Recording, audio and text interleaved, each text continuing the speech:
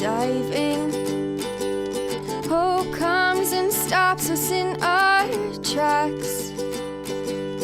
Bravely we prove in our striving, trudging together each day. Where there's a will, there's a way. Hello, everyone. Welcome to today's episode of Raw Recovery with Dion Miller. Today, I have a fellow recovery coach from the Hornbuckle Foundation and a friend of mine, Lexi. Lexi, welcome to the show. Thank you. Thanks for having me. Not a problem. Now, do you prefer, because I notice you're on here as Alexandra, do you prefer Lexi? Yes, Lexi. Fantastic.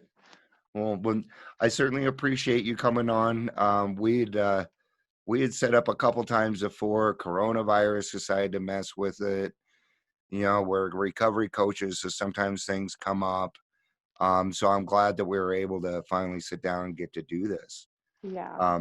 I know that you've been excited to do it. So let's get to it. Everybody, welcome Lexi to the show. And let's get started. Why don't you tell us your story, Lexi? All right. Thank you. Well, I'm Lexi. I'm an alcoholic. Hi, Lexi. I was born in Austin, Texas, Okay. but have lived in Colorado since about the age of 2. Okay. Spent a few years in Arizona while my mom went to grad school. Okay. With my grandparents. And my grandparents were huge in helping my mom raise me because Wow. Okay. my parents got divorced when I was 2. Okay. And at about, I don't really know what age, but before the age of 6, my father kidnapped me and took me from my mother. Wow. Okay. And during that time, I was exposed to a world of alcoholism and addiction and just trafficking and negativity and sexual abuse. And so when my older sister, who was there, told my mom one day when my dad had left, called my mom and my grandparents and told them where I was and how to find me. Wow. And so when I got back home, I was a very angry little girl at that point. And a much different person, probably. Yes, absolutely. My dad had told me over and over again that my mother hated me. Okay. And that if I ever told anybody what happened, I would be killed. Wow. And at that time, he had cut my hair and told me to tell people I was a boy named Alex Smith. So still to this day, if you call me Alex, I get like emotional. Right. You know, when I asked you in the beginning if you preferred that, I kind of noticed your eyes went a little wide. So yeah. I was actually kind of curious about that. So Alexandra, I can handle, but Alex just absolutely brings just like a knot in my throat. Yeah. But you know, I've heard your story a little bit too, and I have some of the similarities of the speech and the glasses and the wandering eye. And you know, my family fought really hard not to have labels put on me. Yeah. But as a child in school, when you're in a classroom that's separate from all the other students, you know, people call you mentally retarded and all these names. So I grew up kind of with that identity. Yeah, it's a great way to put it. And for most of elementary school, like at recess or something, I sat in the corner of the playground by myself. And just didn't talk to people outside of my house. Just really didn't feel safe doing that. Yeah. Well, and I didn't trust any of them. No, not at all. I certainly wasn't going to talk to anybody. You're making fun of me because of my patch and the way that I talk. I'm certainly not going to talk to anybody about things going on at home. I'm already embarrassed enough. Yes. Yeah, Yeah. I remember Um, those days, and it makes my heart wrench even to this day. so, and I came from a family that was privileged, Okay. not rich per se, but we didn't want for a lot. My Sure. mom, did get her master's education and got a job at IBM. So she spent a lot of time trying to make sure I had every resource I needed to succeed.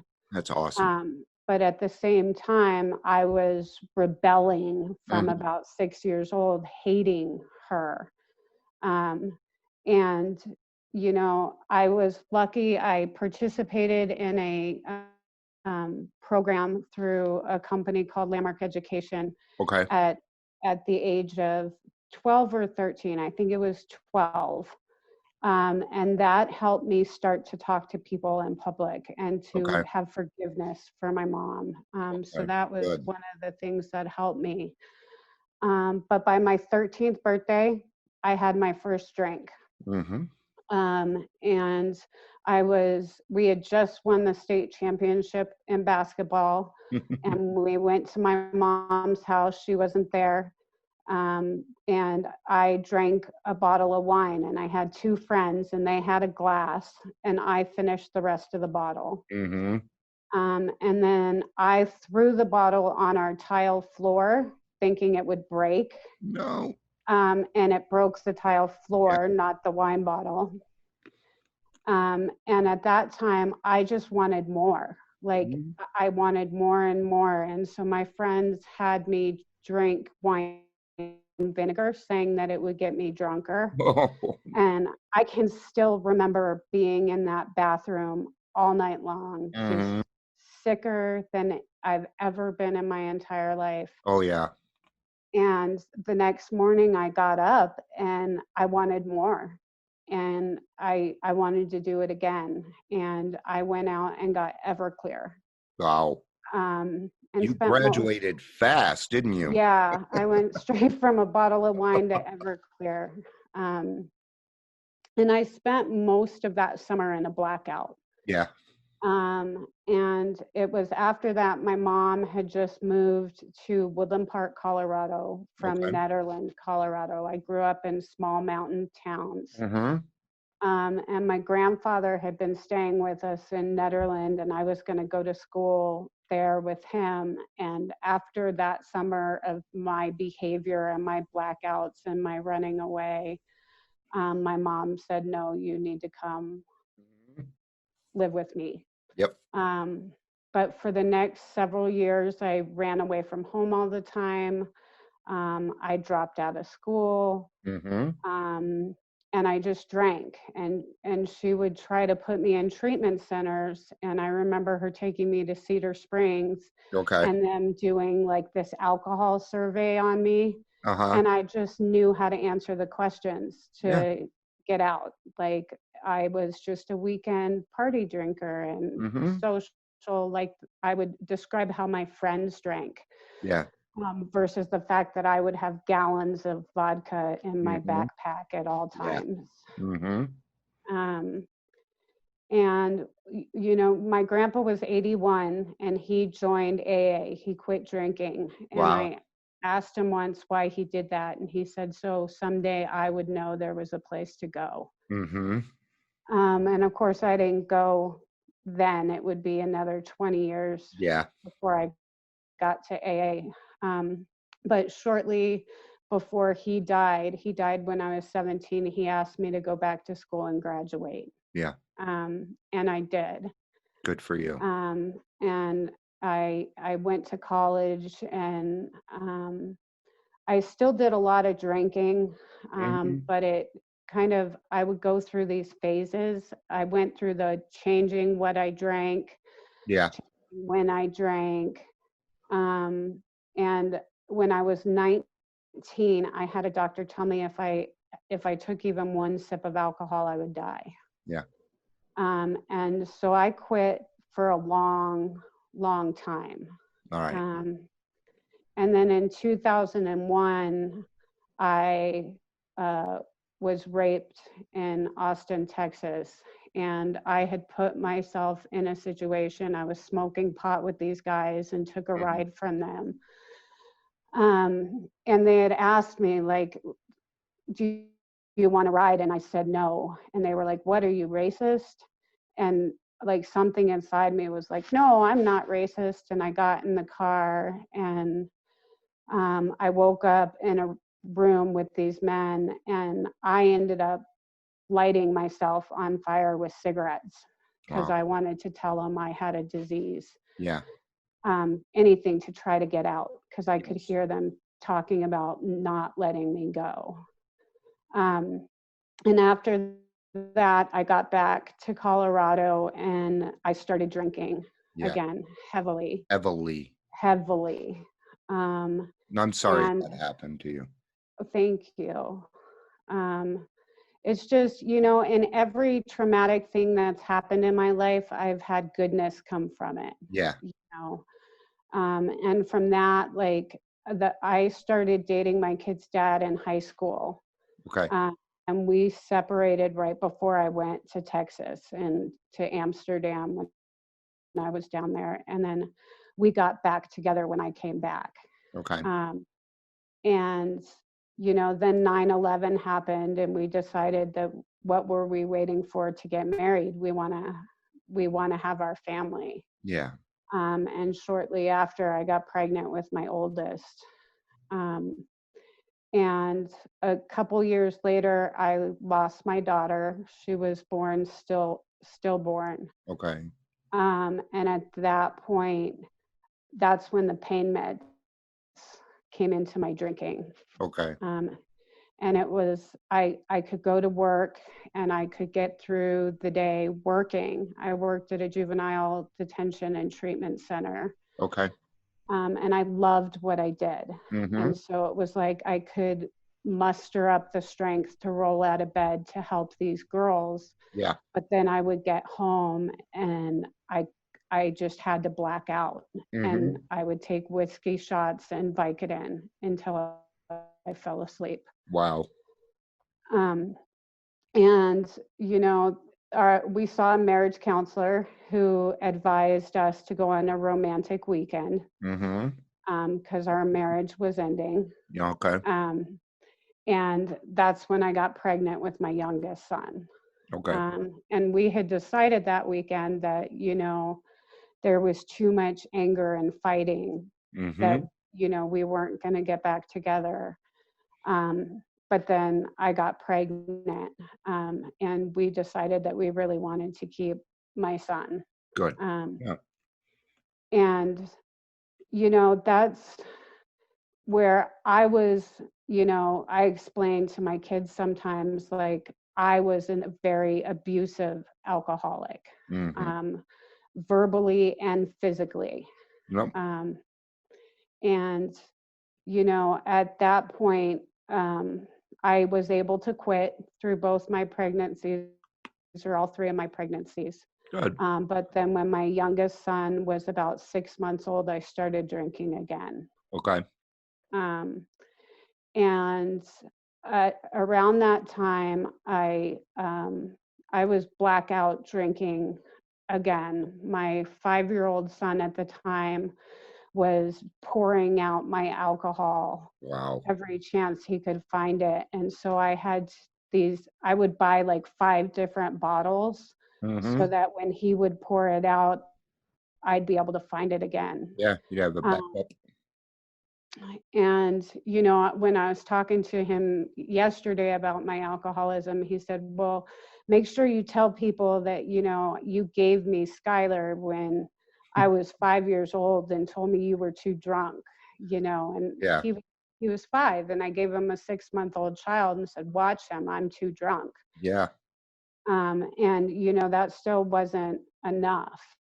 And in August of that year, I was at my sister's wedding rehearsal, and everybody was drinking, but I was stealing the tequila that my brother-in-law now collect tequila from all over the world. Okay. And I was stealing that so people wouldn't know how much I was drinking. Yeah.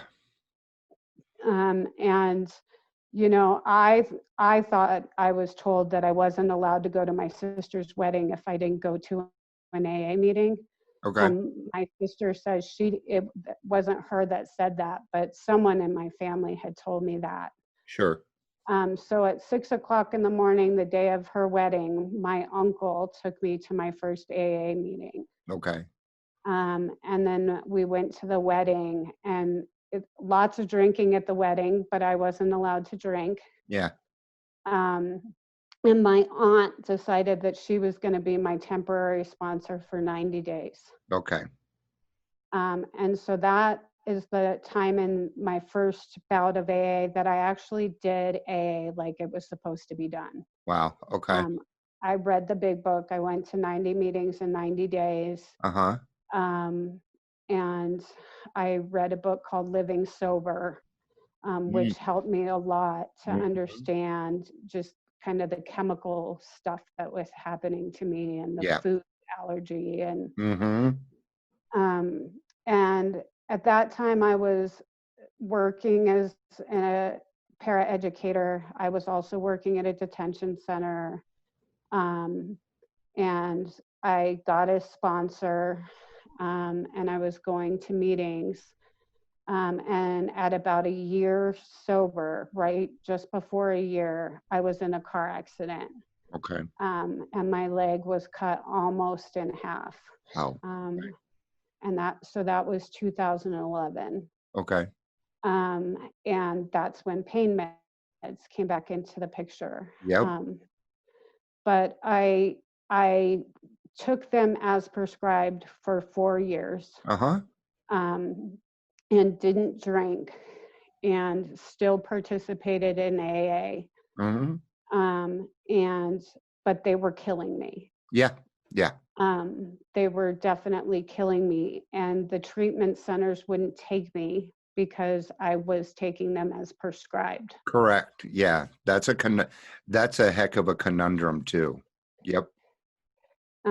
So at that point, I gave my kids to their dad. Okay.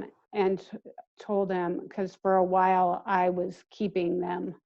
Okay. And barely giving him visitation. Was pretty selfish. Yeah. During that time. Okay. And so I gave them to him, and I went to Missouri. Okay. And you know, I went to Missouri because I had some friends who said they could help me get off pain meds. Okay. And I believed that. I believed that they could, or I was going to kill myself. Yeah. It was like, either this will work or I'm going to kill myself. And when I was 18 days off of the pain medication, I was sharing my story in front of a group of people at an AA meeting. And I left halfway through and decided to relapse on meth and alcohol. Okay. And at that point, you know, I could not even tell you what I was thinking. Yeah. Or why, or just, it was kind of like, what's the point? Yeah. Like, I'm in Missouri, my family's in Colorado. What the fuck am I staying sober for? Yeah. And I relapsed that day. And when I did that, I called everybody I knew. Yeah. And was horrible to them. My kid's father has a woman that he's marrying soon who he's been with for 10 years. And I called her and blamed her for the end of my marriage and everything, even though she had nothing to do with it. Yeah. And at that point, I got in my car in Missouri, and I had a loaded firearm, and I drove to Colorado. And, you know, by the time I got there, they had gone to the court and said she's a danger to these kids and needs supervised visits. Yep. And part that I missed a little bit, to backtrack, before I relapsed and came to Colorado, I started dating someone in the program who relapsed. and he had attacked me and my kids. And so it was like he had attacked me. I was trying to hide from him, and the pain meds were killing me, which is why I gave the kids to their dad. And the courts found that I was not safe to be with my kids, and asked me to take a drug test, and I refused, because I thought if they saw the meth in my system, I'd never get my kids back. Correct. Yeah, you probably wouldn't have. No. And so I drove back to Missouri, and at that point started shooting up meth and just hoping to die. Yep. And, I don't know how long I was on that track, but within 6 months to a year is about how long I was down there using. And I had a 3-bedroom house. I put everything in the yard, gave it away. Wow. And just doing everything I could to die. I was surrounded by really dangerous men in very dangerous places. And then got myself involved in like human trafficking, being trafficked. Wow. And like somebody had put my picture on a site called Backpage, which is not in existence anymore, but it's where you I know what Backpage is. Sure, I do. And so, and I was advertised as someone who likes to fight. And so men would like buy me to beat me up, and I would like fight back. And at some point I got out. At this time, I'm still in a walker, in a wheelchair. I'm still not walking from this car accident. And I woke up one morning just completely beat up in a ditch. And I was hitchhiking, like no clothes. And I remember counting 147 people go by me who wouldn't help me. And finally someone called the police, and the policeman just said, "I know who you are." And pretty much said I deserved it, because he had known me to be a prostitute and a car thief. And, as part of my amends, I had to look at my police record. And one of the things that was on there is I got really high one day and I stole a car. I thought it was my car. Because my Jeep keys fit into it. But it was an undercover officer's Jeep. And so that's like, I can laugh at that now. We can laugh at it now. But the officer refused to press charges because he said he could tell that I was not in my right mind. And he believed me that the car keys fit in there. And it was probably a week later that I got to treatment. And I got to treatment after a suicide attempt. I had tried to shoot up bleach, hoping that it would kill me. And I was sitting on train tracks thinking if it didn't, then the train would. Then the train will definitely, And for whatever reason, it didn't kill me. It just, my vein like exploded, and it was the worst pain I've ever felt in my entire life. And I had a member of my home group in AA come into my head and tell me that if I came back to Colorado and did AA like it was supposed to be done, and used the big book, that I would never feel this pain again. But if I ever tried to kill myself at the expense of an innocent person, like a train driver, I would be stuck in this purgatory hell. Forever. And forever. And, I get that it could have been a hallucination, but it was a God thing for me. I would consider that a spiritual experience. Yeah, absolutely. And I kept trying to get people to let me in. I tried to admit myself to the hospital. They wouldn't take me. And so I jumped in front of a car and said, I need help, please. I need help.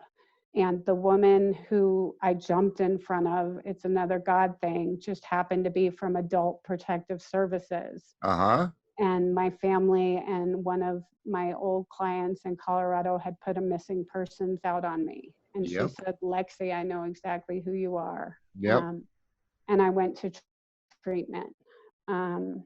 And they put me in like a maximum security unit because I was still very combative. You need to be protected from yourself. Yeah, and very suicidal and coming off a lot of meth. Like that, I had more meth in my system than they had really ever seen. And alcohol and pain meds and bleach and fuck yeah, girl. Just a ton. And partway through treatment, I think 30 days in, I wanted to leave, and then the judge mandated that I needed to stay longer. And I got sober, I got weight put on me. At that point, the doctor at the treatment center had told my family she's not an alcoholic, she's bipolar, and put me on bipolar meds. Which is like the worst diagnosis I think I've ever got. I absolutely agree. I left the treatment center at 3 when I was discharged, and by 5 o'clock, I'm like, oh, I can drink like a normal person as long as I take bipolar meds. So, by 5 o'clock, I was high again. Well, I think it gets mixed up with bipolar a lot. And I could see that. I see why, because when I drink, I have multiple personalities. Absolutely. Well, Absolutely. So no duh, doc. But the good thing about treatment was I have not shot up since that day. I used differently. And when I got out of treatment, I had been evicted from my house. That's where I became homeless. And I was only using for about 2.5 weeks when I decided that I needed to stop and I wanted to go back home to Colorado. And I got beat up pretty bad. I got in a fight. I tried to call my family, and my family is kind of like, we're not going to help you. We're done, honey. You need to help yourself. Like I had used every resource throughout my life because I was constantly getting myself in dangerous situations, expecting my family to bail me out.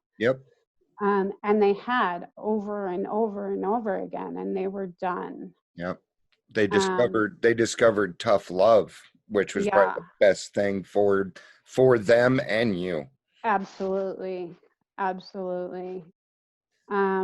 So at that point, I was on disability from the car accident, and I didn't have an ID. I had no way to get to my money. But I found a car dealership who was willing to help me direct deposit money into getting a car. And I was still running around with dangerous people and still doing really stupid shit, and making drugs and carrying drugs and giving drugs away. And at that point, trying to use my money to tell people how to cut drugs so that it was safer than fentanyl, which is super fucking illegal.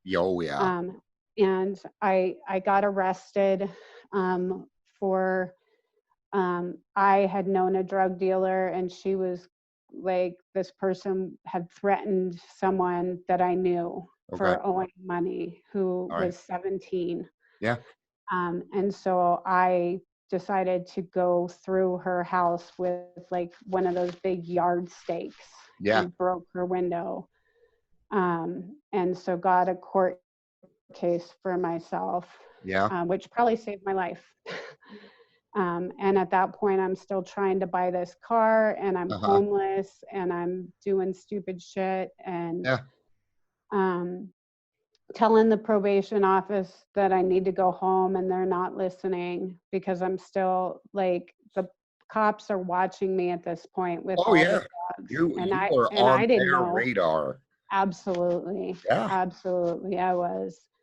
And so one night I like took off from the person who was helping me because they had helped me. I found this biker who helped me and took me to court and took me to church. But their condition for me staying there was I was not allowed to use or drink. Yep. And about 3 weeks in, it was like, fuck that. Mm-hmm. And I took off, and I locked myself in this garage, and someone had set it on fire because they wanted the drugs that they knew I had. Yeah. And that was October 7th, 2015. Okay. And I haven't drank or used since.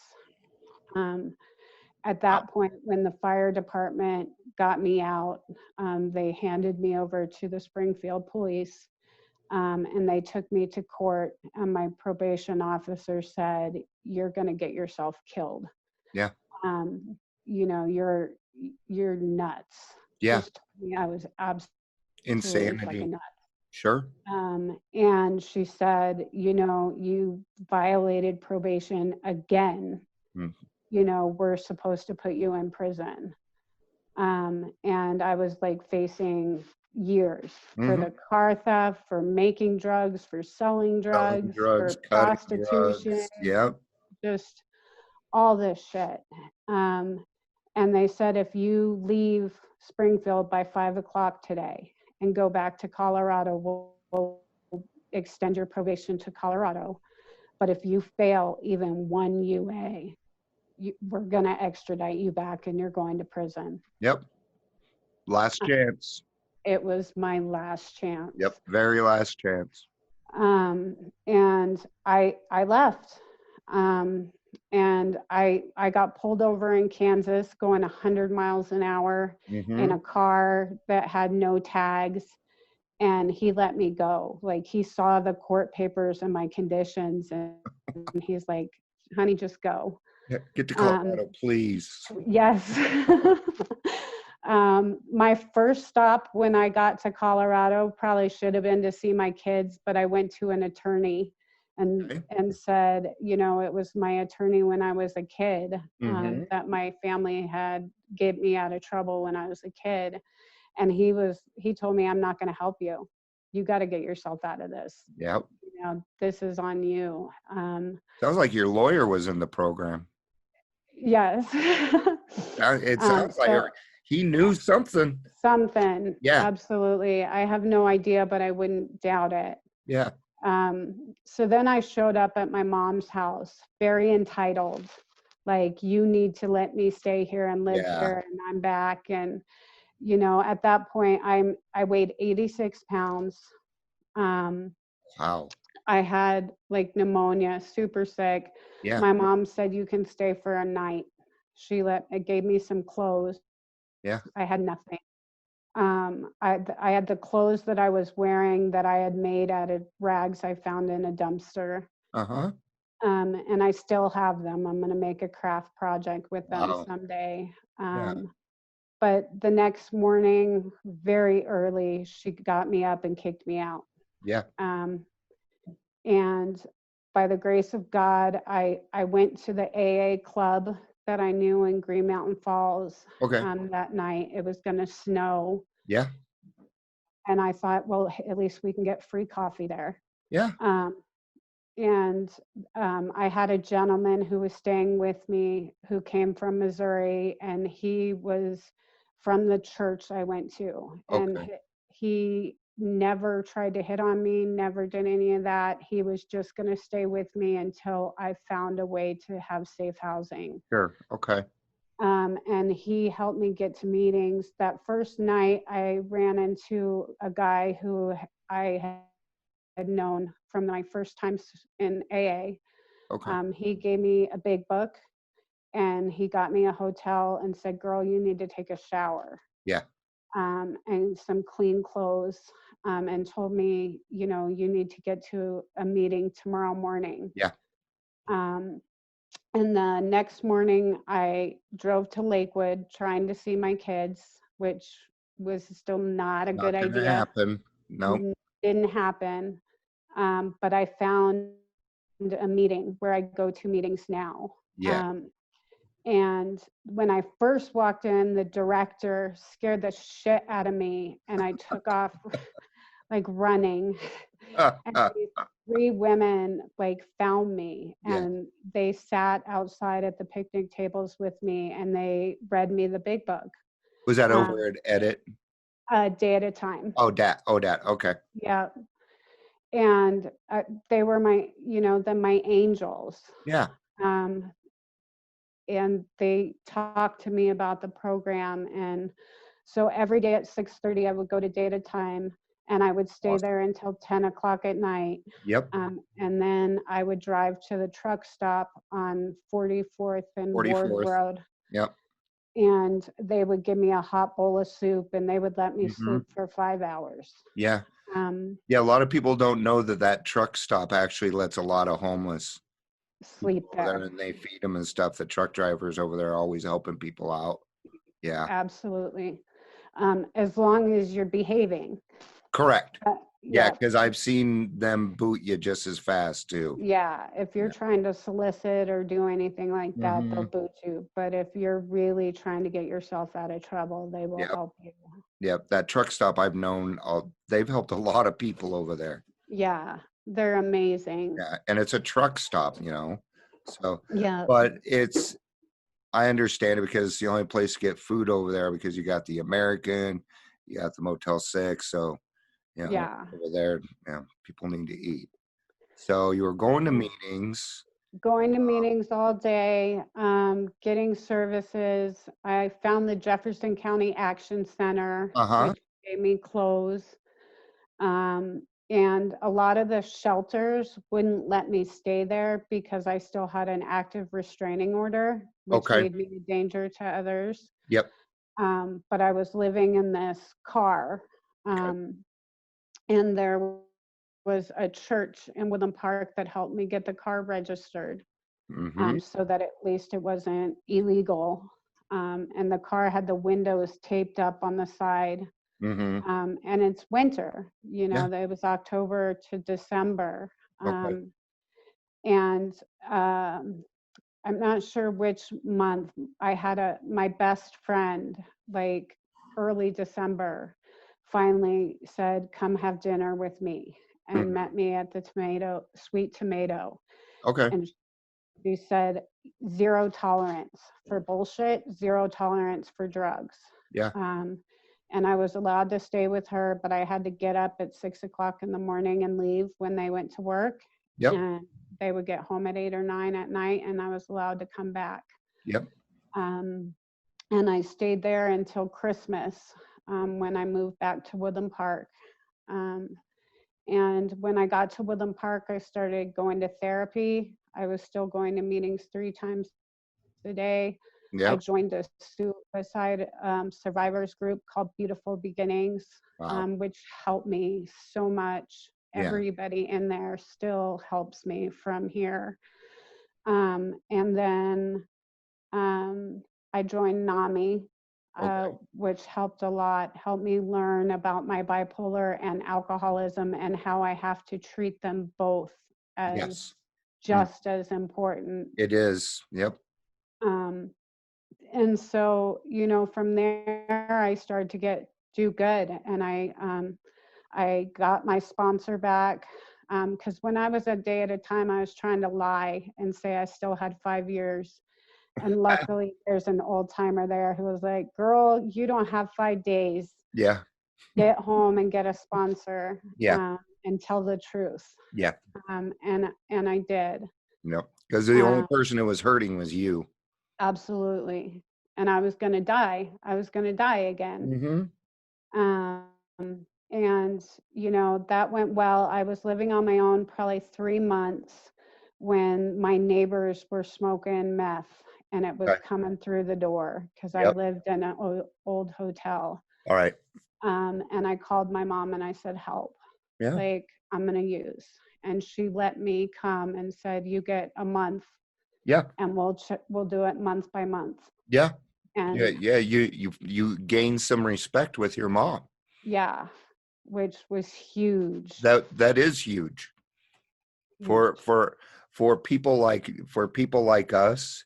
It's a freaking miracle. Absolutely. My niece is autistic, and when I was a few years sober, my sister needed a babysitter, and it was like, she had to go do something and she needed a babysitter, and she asked me. Um, and I was so happy the day that she asked me, because before I was never reliable enough to take care of a child, let alone a child with special needs. Yeah, that's huge. So getting that trust back from family, and I'm kind of a mama's boy, so how my the respect for my mom and trust is big for me.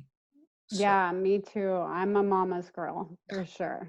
Now, yeah, right? yeah, Half my yeah. life hating her, and now, Oh, like, when I she was talk to doing her her every tough day. love stuff, I hated her. Are you kidding me? But now I get it. Now and I have kids of my own, and and I understand all that. So, what's it like for you today? You do a lot more than what you're talking about now. I know that. Yeah. So today, I went through 2.5 years of supervised visitation and Okay. UAs and doing everything that the court had put in place. And eventually my ex-husband and his, I consider them husband and wife now, Yeah. but they're going to get married hopefully this summer if this virus will go away. Yeah. Um, and, they wrote a letter to the court saying that it was in my best interest, the kids' best interest, to have me back in their life. Oh yeah. Um, and so I moved to Lakewood. Right now I live about 2 blocks away from my kid's dad. So it takes them 10 minutes to Yeah. walk between our What a great houses. setup. Yeah. And they live with both of us. Yeah. Um, and um, I have a job as a recovery coach, which Yes. I love. Uh-huh. Um, I work for a retired police officer as Okay. doing home care. Like a police officer trusts me in his house and with his family and grandchildren. I have a man in my life who is incredible. We'll be together 4 years on the Awesome. 28th of this month. Okay. Um, and, we have a healthy relationship with no fighting and, mutual respect. Mm-hmm. And um, I've just never had that in my life, Yeah. right? And It's I've never it's been weird, huh? capable of not demeaning and beating up Mhm. on men. Yeah. And so we have a really, really great friendship and relationship. A couple years ago, I tried to bring my kid shoes at school, and they called the SWAT team because I had the restraining order. And today I have a badge. Yeah. So I get to volunteer in my kid's school and in my Yeah. kid's classroom. Yeah. Um, because I am, like you said, I'm trusted and Yeah. I'm reliable. I, my best friend has me watch her children when she works. Uh-huh. My 3-year-old niece, she's almost 3. Yeah. Um, and, she trusts me to do that. Yeah. My brother and my sister, both of them want me around. Mm-hmm. And then I have a sister in Washington who calls me all the time, who loves me, who I love. Yeah. My aunts and uncles who love me and trust me again. Um, and my mom, when she just recently moved to Arizona, but when Okay. she visits, she likes to stay at my house, Yeah, and she wants to be around me. because it's Um, comfortable there. yeah, It's which safe. is huge. Um, Just imagine, just imagine 5 years ago, my house safe. Man, I don't know way. And I- now anybody that walks in my house, I want to be comfortable. yeah, Yeah. And then they yeah. don't leave and I got to kick them out. So, And I have a group of women that I hang out with in AA called the uh-huh. Wild Women of Sobriety. And they invited me on a camp out last year. Mm-hmm. And I kept trying to find all these excuses why I couldn't go or I had to drive so that Yeah. I could like duck out if I needed to. And they're like, no, we're picking you up. You're coming. Yeah. And it's, a group of the same women who sat there and read that big book with me in the beginning. Mm-hmm. And we do so many fun things. Like we play bunco and we go on these campouts and Yeah. we just have a really great time. And we have group texts where we make each other smile. Mm-hmm. Um, I am so proud of the women in recovery nowadays. Well, not I was before, but gosh, you women are making such a huge movement. well, And I really like the fact that the girls are sticking together and doing what they need to do. And I yeah, think the men in recovery can really learn from that right now. I really do. awesome. I'm glad you say that because I think so. I think that women should stick with women and men with men. And Yeah. so now I have sponsees that I work with. Yeah. I have close friends in AA that I text on a daily basis. Mm-hmm. Um, and then I have my group of women who I get to hang out with. Yep. I have friends, like, Yep. Like real friends, huh? real friends.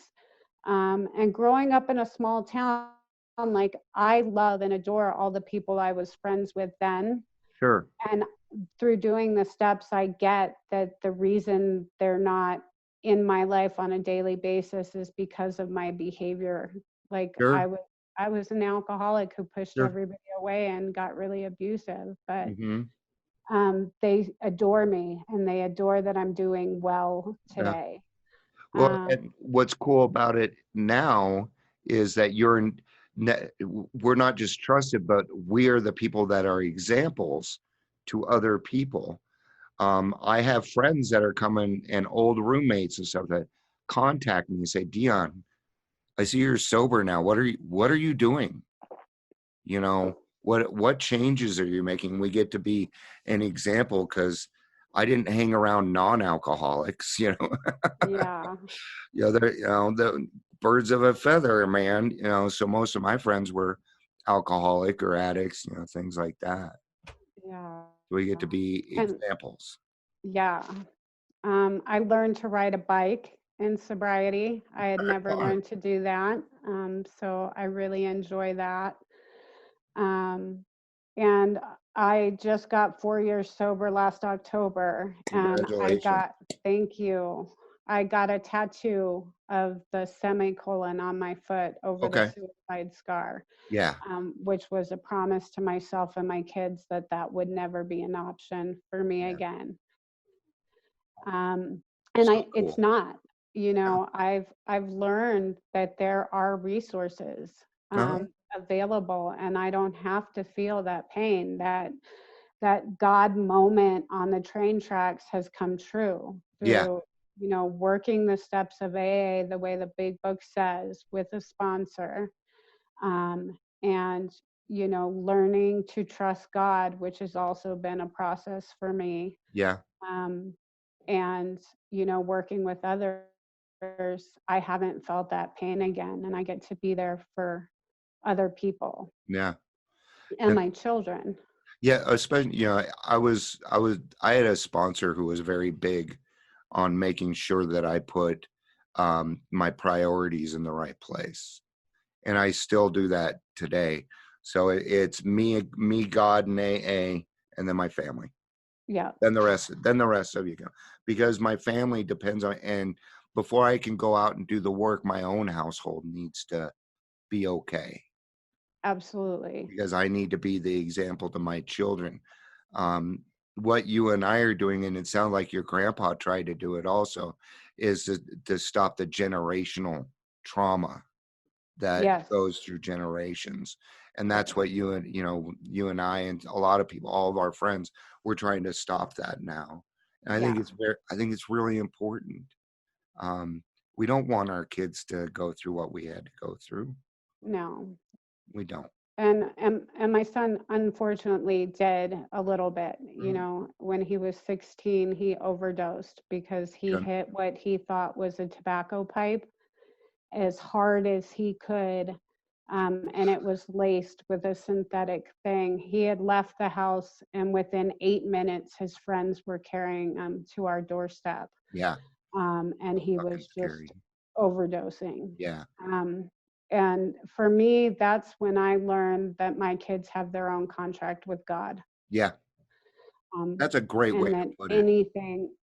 anything I put between me and my sobriety will take my sobriety. That's true. Um, Including and our children. yeah, Alcohol and addiction just runs rampant in my family. yeah, You know, my son caught the bug and my daughter caught the bug. I mean, it's just, it's how we deal with it. My son's been sober for quite some time. My daughter's, she's going back to school, getting her stuff together. But this stuff always takes time. Um, you know, the cool thing is now we know how to deal with those situations though, yeah, without getting into anger and fear and reject and all that other shit that comes with it. We can actually be calm. And this I do this a lot with my clients and sponsees, especially right now, is I tell people find the serenity in the calamity right now. Find it. yeah. If somebody's going through something tough or it seems hopeless, find the silver lining in it. Give that person some hope. For me, God is that goodness that Mm. comes from pain. Yeah. That comes from, he is the people that listen or that walked you through, or the flowers that bloom in the Mm-hmm. deadness.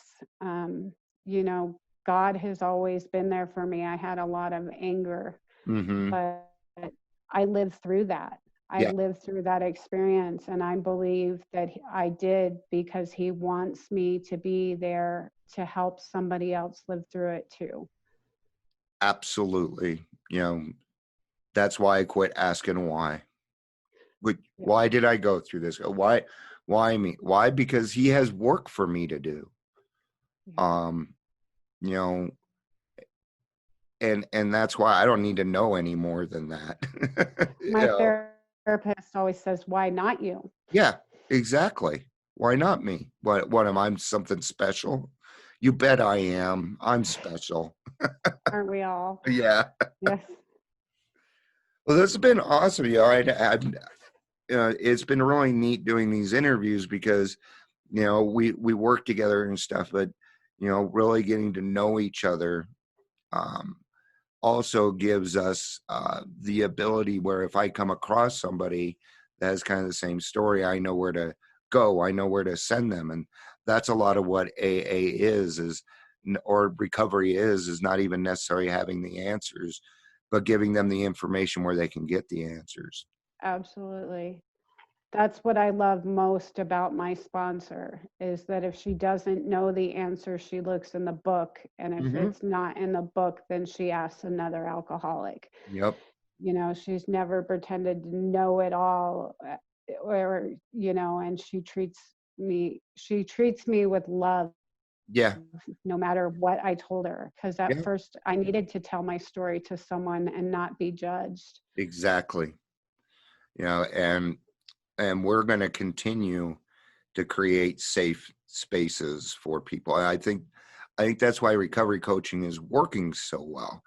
It's peer-to-peer counseling and it's safe. Yes. And Yeah. I love it. I Yeah. love it.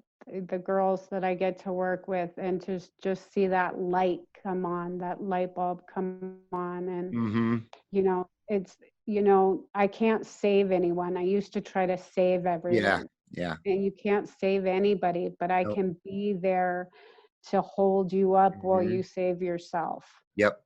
Absolutely. I can do everything but open the door. Yeah. Um, and there's, and that's why we do it, to see the light come on. There's nothing like working with a new person that says, this is like the most beautiful day I've ever seen in my life. Grass is green, Yes.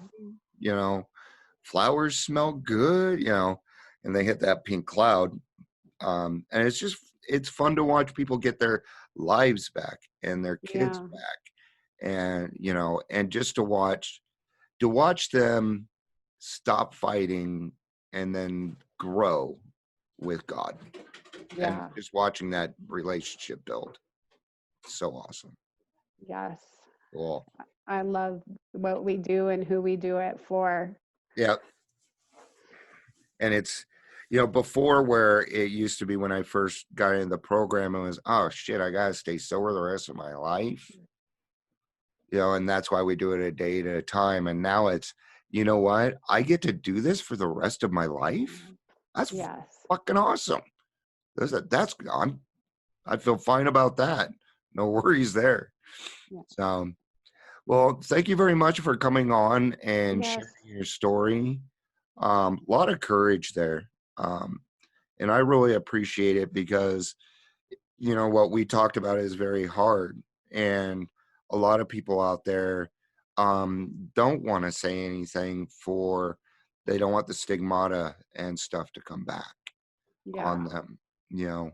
So it's really important that the people that have gotten past the stigmata and don't have that fear anymore, that we speak up and be the voice for those people, because some of them can't do it, and that's okay too. There's nothing wrong with that.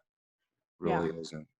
So, well, you guys, thank you everybody for being here and listening.